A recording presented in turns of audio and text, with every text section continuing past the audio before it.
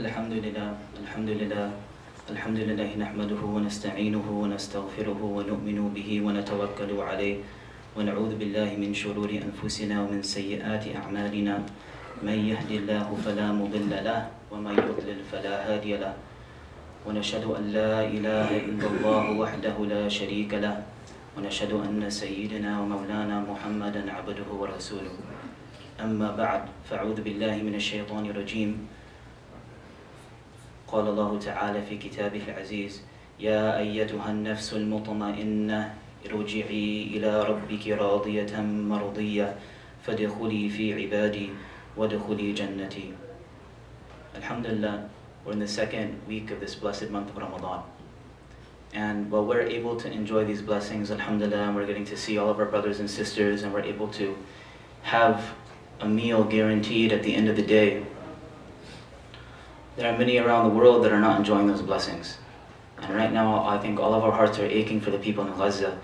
May Allah Ta'ala make it easy on them. May Allah Ta'ala make the injustice being rained upon their heads from land, air, and sea stop. And may Allah Ta'ala give the whole ummah the tawfiq to do whatever we can to make it stop. This day is also the first day in the anniversary of the 3 Day Massacre in Bosnia, Srebrenica Massacre. So again, you know, there's so many things going on in the world that trouble many of us. But to say the least, I think that we can all say that 2 weeks ago, before this month started, our lives were not the same that they are right now. 2 weeks ago, before we began this blessed month of Ramadan. And this month of Ramadan, what's strange about it, what's something special about it, is that Allah Ta'ala, He gives us lessons that change our lives, but also if we were to look deep enough, we'd realize that this is a lesson that can solve many of the problems in the world, what we learn in Ramadan. 2 weeks ago, before this month started, many of us would get up in the morning, and if we had anything less than 8 hours of sleep, many of us would look at our watch and say, my whole day is ruined from the beginning. If we were at work and we missed a meal or lunch, we might become irate and hard to be around. When it became time for salah, many of us, we might rush through salah. Some of us, we didn't open up the Quran the whole year until this month.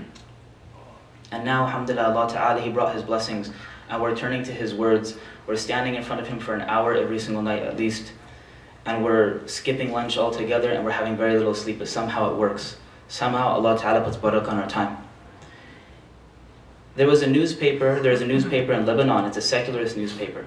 And a couple years ago, they ran a story about Ramadan. And the person who wrote the article, she wasn't religious. She was complaining about Ramadan. She was saying that this month is so strange because everywhere I turn in this country, everywhere I look, people are becoming more religious. She didn't like it. She's lamenting this fact. She says that all my friends who never used to pray, they never used to go to the mosque, they never used to care about any of these things, now they're doing all that. And it got on her nerves. She said that the effect of Ramadan was inescapable everywhere you went. So when we reflect on these things, it makes us wonder, what is it about Ramadan that makes it so special? What is it that changes our life in this month? What is it that makes everything seem like it's directing us towards Allah Ta'ala? And the answer to all of us is going to be a little bit different. It's something for us to reflect upon. Many of us might come back and will say, well, this month, we know that this is the month of Quran. This is the month when Allah Ta'ala sends His blessings down upon us. This is the month when the shayateen are chained. The first 10 days are rahmah, the second 10 days are forgiveness, and the third 10 days are freedom from the fires of hell. And all that's true. But I think a lot of us could agree also that there are many things that we do in our own life in this month that make it change. And many of those actions that we take in this month that change us, we could also extend those blessings to the rest of the year. And the first one being intention. SubhanAllah, many of us, we go to pre-Ramadan seminars, and one of the first things that the shuyukh and ulama, they teach us is that in Ramadan we have to make an intention, because this is the month of ibadah. And ibadah is not a worldly action. It's part of our deen to go out and make a living. Rasulullah ﷺ, one time he shook a man's hand and his hand was rough, and he kissed that man's hand ﷺ, and he said, Al-Kasibu Habibullah, the one who earns is the beloved of Allah. But you don't need to go and tell a non-Muslim person or someone who doesn't have faith to go earn a living, because it's common sense. This world is a dunya of asbab, it's a world of causes. Everybody has to take their means in this world. But ibadah is something different. In Ramadan, we oftentimes send each other these articles about how, fasting detoxifies your body and all these things. And that's great. I enjoy reading those articles. But at the end of the day, you're not going to have a non-Muslim person wake up and say, for the next 30 days, I'm not going to eat, sleep, or have intimate relations with my spouse so I can detox my body. No one says that. No one's going to get up in the morning and say, I'm going to pray 2 rak'at and Fajr, Dhuhr, Asr, Maghrib, Isha so I can calm my nerves. Those are all benefits. Everybody can please come forward, make some room, and the sisters also, if they can make room. I know the school's off, so a lot of people, they bring their children. That's good, alhamdulillah. So we should make room for everyone, inshallah. So those benefits are all added benefits, but at the end of the day, it's not what makes us turn to Allah. And that's a good thing, because our ibadah is literally, it's from out of this world. It's from something that connects us to the infinite. And it's not for some kind of worldly benefit. Intention is something that it changes your life. We don't realize it in Ramadan, whether you're making your intention at a certain time or the beginning of the month or whatever, but we make an intention before we sleep that tomorrow I'm going to worship Allah Ta'ala. And that changes our day. Tomorrow I'm going to base my day around my prayers. Tomorrow I'm going to base my day around the fact that I'm going to be spending time in the mosque. I'm basing my day around that I'm cutting out what I'm eating for the sake of Allah Ta'ala. And we have to have an intention because it makes sense in our life. I'm a teacher. And one of the things that educational researchers have done is they look at why do kids think school is so boring. And the number one reason why kids think that school is so boring is because they don't understand the point of the lesson. They don't know why they're learning it. And if teachers are able to show that, what's the reason for learning this lesson, student engagement goes way up. Right? You take these kids in Taraweeh, 7-year-old boy standing in Taraweeh, and he has an itch on every single place in his body. Why does he do that? Because he doesn't know why he's standing in Taraweeh. He doesn't have an intention. And that's one reason why children are exempt. They're not mukallaf. They're not held accountable. Because they can't, generally, they can't think ahead and have a niyyah. A niyyah means to have a destination, right? Because the Arabs, they used to travel and they'd have to have a place where they're going to go. And this is something that all of us need to figure out in our life. Where we came from, who we are, and where we're going. Now Ramadan, it makes us focus our intentions. The second thing that we do in this month that could be spread to other months is the barakah of jama'ah. That we spend all this time in the jama'ah. Allah Ta'ala, He teaches us in Surah Al-Fatiha, إِيَّاكَ نَعْبُدُ وَإِيَّاكَ نَسْتَعِينُ. We say, you alone we worship, and from you alone we seek help.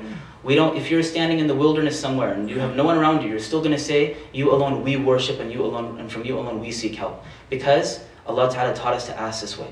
Allah Ta'ala says at the end of Surah Al-Fajr, He's speaking to the purified soul, saying, فَدَخُلِي فِي عِبَادِي. Join my ibad, join my worshippers, and then وَدَخُلِي جَنَّتِي, and then enter into my Jannah. Worshipping with the jama'ah. SubhanAllah, this ibadah that Allah Ta'ala gave us, established by Rasulullah and his Sahaba, is something special. We just had the 4th of July last week. How many people do you know on the 4th of July they read the Declaration of Independence? How many people do that? How many people in our country even know that there's Constitution Week in this country? Let alone how many go and they study the Constitution. We don't do that. People go and they have a barbecue, they eat a lot, they drink a lot, and we have to watch out for people driving under the influence on the freeway. And they have these fireworks, and they watch the fire trucks go by after they light the fireworks and they cause problems.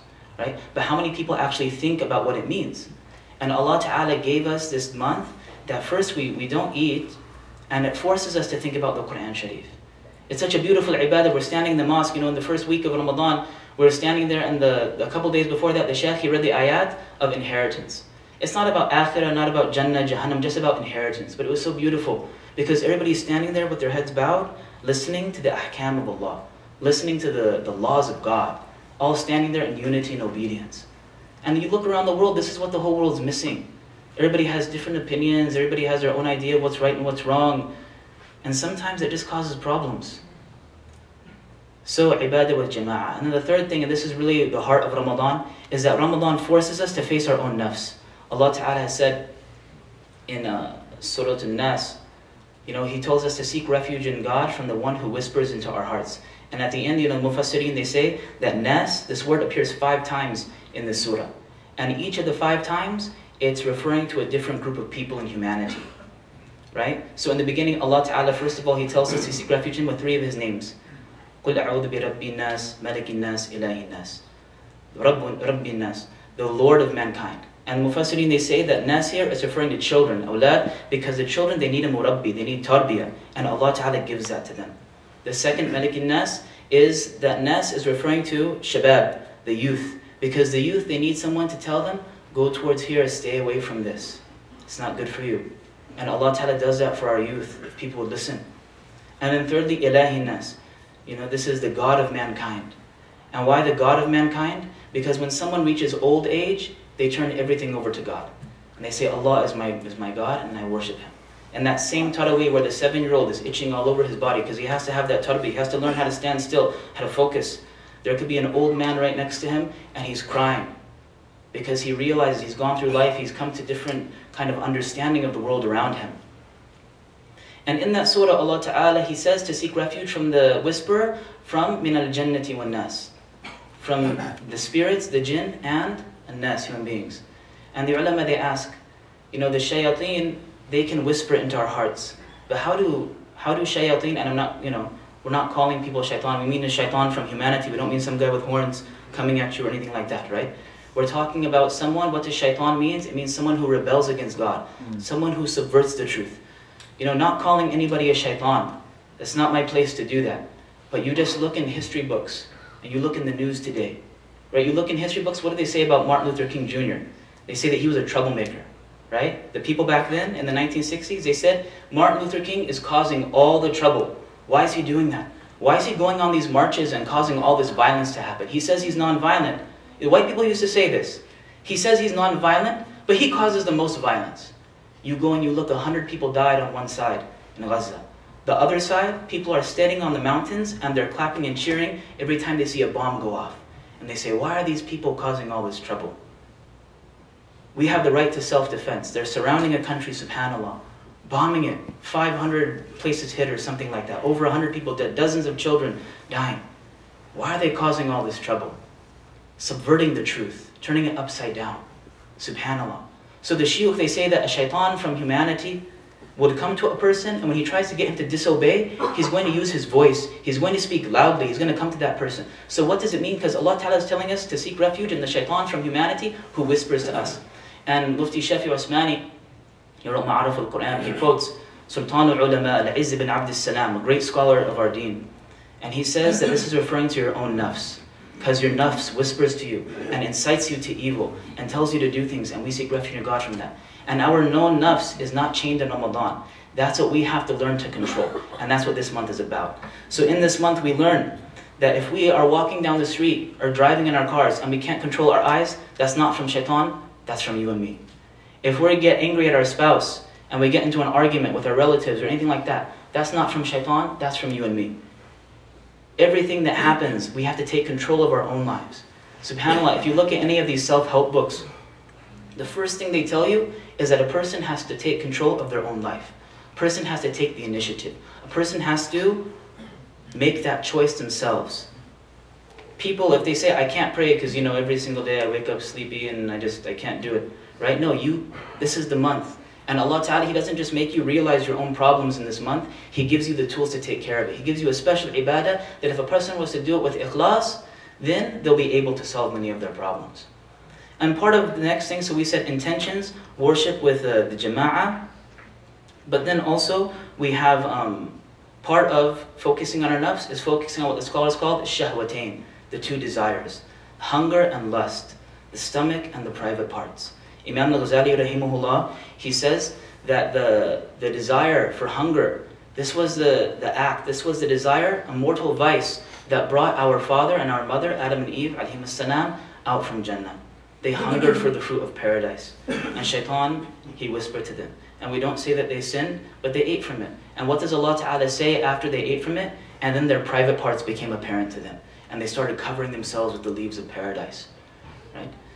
And people in this world, first we have that hunger, people they satisfy me. You just look in this society, this hunger and lust, the shahwatain, these two desires, this is something that people, they manipulate you. People, they take this to make $1 off you. People will do things that they know is not good for other human beings, but they will sell them those products, and they will try to create desire in them so that they will just pass over their money. SubhanAllah, you look at children, right? Children in this country, people spend tens of billions of dollars advertising towards children. They will go to child psychologists and they'll consult with them when they're making their commercials what kind of images are going to get these kids to go buy some product. There was a study done on nagging in this country. Our children, they nag us. So think to yourself, why would somebody want to have a study on nagging? Why would somebody do that? They had parents, they kept a diary, said every time their child nagged them, they would write down when, where, why, and what was the result for a couple weeks. And what they found out, why did they do this? Not to help parents deal with nagging, not to help kids deal with wanting things that they don't really need. No, it was to make kids be more effective in asking their parents for things. They found out that 20 to 40% of items purchased in the store would not have been purchased without the nagging of children. They found out that 25% of visits to Six Flags and theme parks, Knott's Berry Farm, Disneyland would not have happened without nagging of children. 4 out of 10 visits to Chuck E. Cheese would not have happened without nagging of children, right? And they did this so they could manipulate people who haven't developed their minds enough to critically analyze what's being done to them. But they do that. People know that potato chips aren't good for you. People know that, but what did they say on the back of the bag? I remember I don't know what they have on Lay's potato chips now, but before, you turn it around, it says, open up a bag of fun. They give people Coca-Cola. What was Coca-Cola Slogan a couple, years ago? It was share the love. And it's corn syrup. It makes rats obese and it gives people diabetes. But you share the love. Right? Manipulating people. And why do they do that? SubhanAllah, why would they, you just look at the environment. This is the month of Ramadan. Some of us turn it into the month of food, right? If you take the amount of grain that people give to cattle, you could feed 8.7 billion people. You could solve world hunger, right? But why do we do this? Why do we have cattle that causes people heart disease, and some people say it even gives you cancer? It causes 1 million deaths in this country, costs billions and hundreds of billions of dollars, because there's money to be made. Rasulullah, he said, حُبُّ الدُّنْيَا رَأْسُ كُلِّ خَطِيئَةٍ, that the love for this dunya is the source of all sin. People don't care, even if they know it's bad for you. And this is something that in Ramadan, this is what Allah Ta'ala is telling us to put a check on, to stop this desire. You don't need that much. To paraphrase Rasulullah, loosely paraphrase, he said in one hadith that if a person has food, clothing, a house, and security, he's the richest man in the world. Why? Because if I have, some people, they have 5 houses. They have a winter house, and a summer house, and a normal house, and a vacation house, and some other kind of house. How many houses can you sleep in at night? 1. You can have a closet filled with clothes, designer name brands. How many clothes are you going to wear today? 1. You can have a table filled with food. How many meals are you going to eat? 1. You can go to some restaurant, $200 a plate. You go and you eat that plate of food. A couple of hours, you're going to get hungry again. Same thing. Right?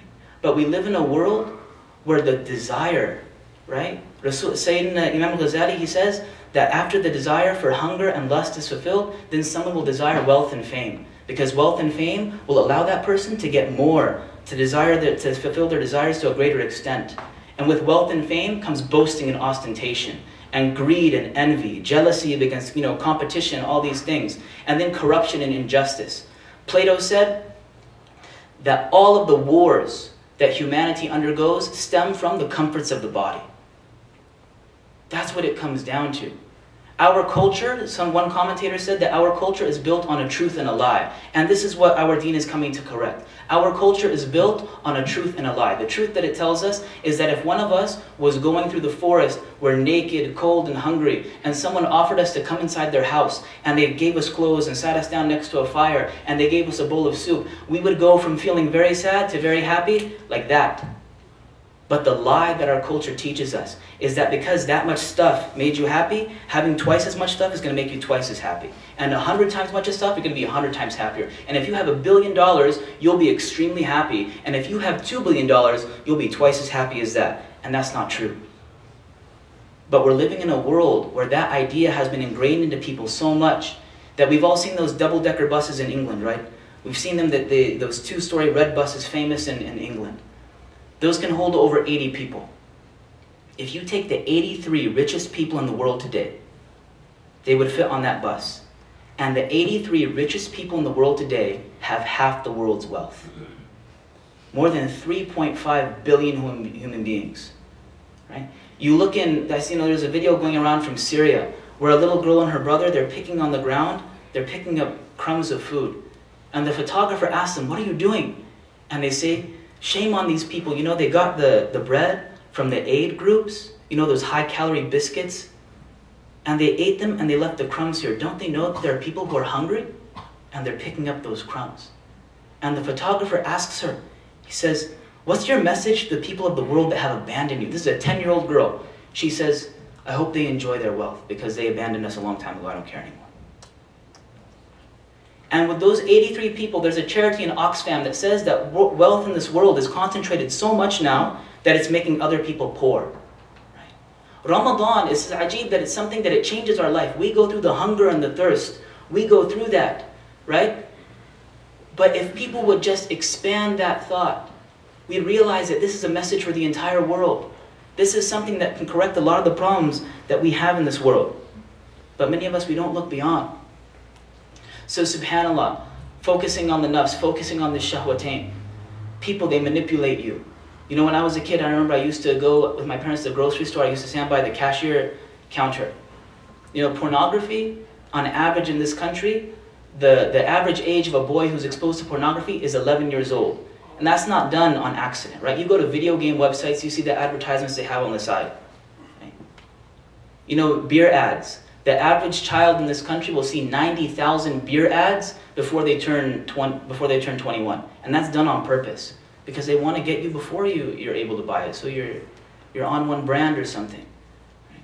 So I was at the cashier and I was looking at this magazine. And I said, you know, I was 7 or 8 years old. And I said, it looks like the woman in the magazine is looking at me. And I stepped over here.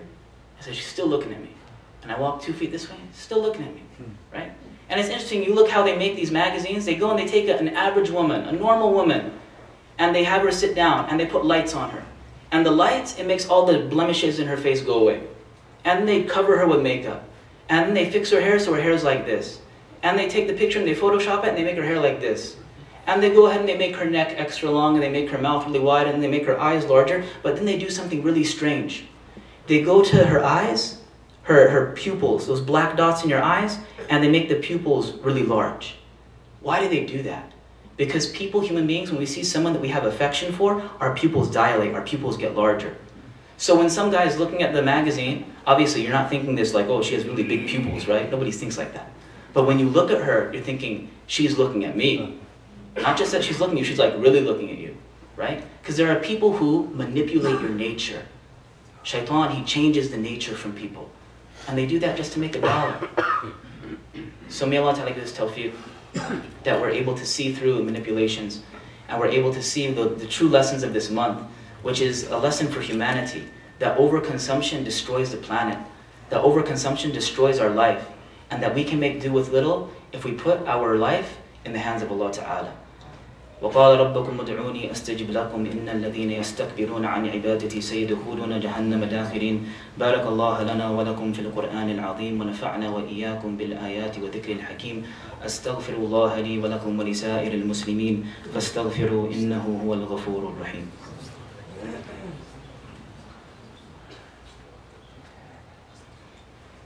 الحمد لله رب العالمين والصلاة والسلام على رسوله الكريم وعلى آله وأصحابه أجمعين أما بعد.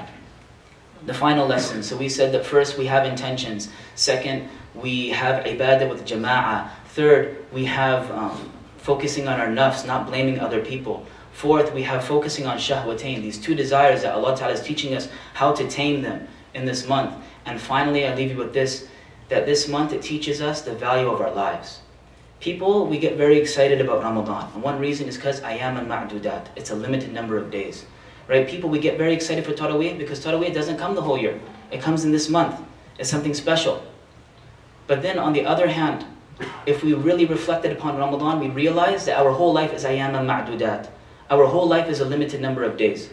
I always give an example to teenagers when I talk to them. I hope no one gets offended by this example. But I always ask them, imagine if somebody came to you and they said, this is the last 5 seconds of your life. What would you do?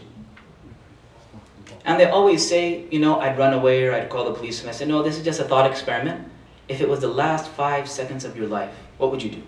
So far, every person, religious, non-religious, they say, I start saying, La ilaha illallah, I start making dua and all these things. I say, okay, what if you have 5 minutes? Same thing. What if you had a day? Same thing. Maybe I might call my parents, tell them I love them, and, you know, square away everything, but I'd be doing that. Okay, what if you had 10 days? What if you had a month? What if you had a year? What if you had 10 years? The real question is, how much time do you have left that you can waste it? How many days do you have left that you can take it and throw it away? And the scary thing is that we don't know if it's the last 5 seconds of our life today sometime, or the last few hours of our life today, or maybe this is our last week. Janazas happen in Ramadan too.